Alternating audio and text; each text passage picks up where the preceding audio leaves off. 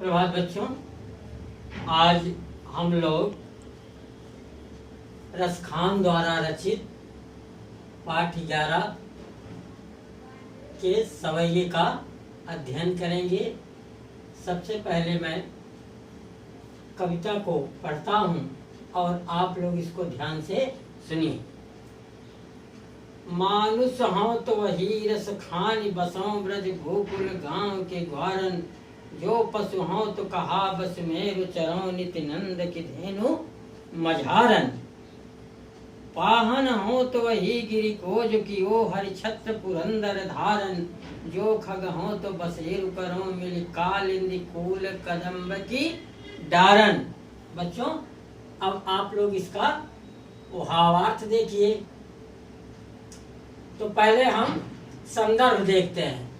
प्रस्तुत सवैया हमारी पठित पाठ्य पुस्तक क्षितिज भाग 1 से सवैये नामक पाठ से लिया गया है और इसके रचयिता कृष्ण भक्त रसखान हैं। अब आप इसका प्रसंग देखिए कि प्रस्तुत सवैये में क्या लिखा गया है, किसके विषय में वर्णन किया गया है। तो प्रस्तुत सवैया में कृष्ण की लीला की भूमि वृंदावन की प्रत्येक वस्तु के प्रति कवि के लगाव का वर्णन हुआ है।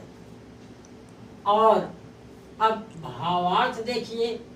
कवि कहता है कि अगले जन्म में यदि मैं मनुष्य बनूं तो गोकुल गांव के ग्वाल बालों के बीच ही निवास करूं। मानुष हो तो वही रसखानी बसों ब्रज गोकुल गांव के ग्वारन।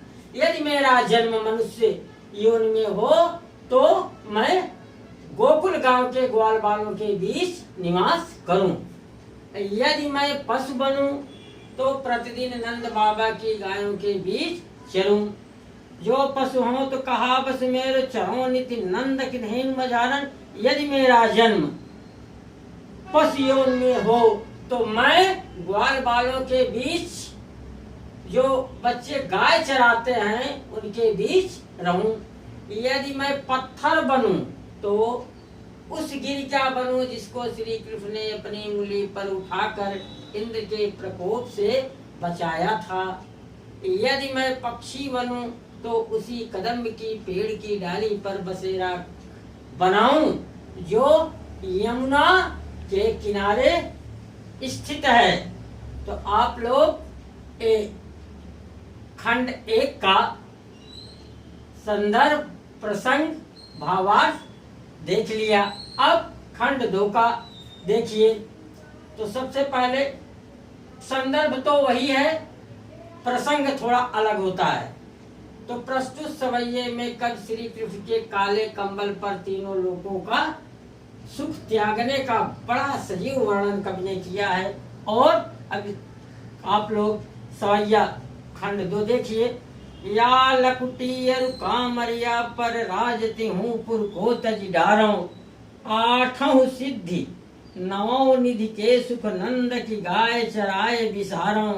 रसखान कबों इन आँखिन सौ ब्रज के वन वाग तड़ाग निहारों।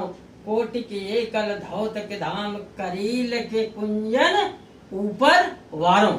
अब इसका आप लोग भावार्थ देखिए।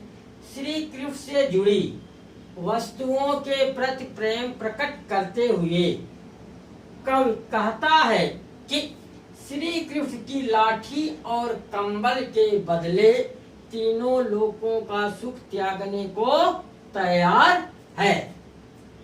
मैं नंद बाबा की गायों को चराने के बदले 8 सिद्धियों और 9 निधियों का सुख भी भूल सकता हूँ।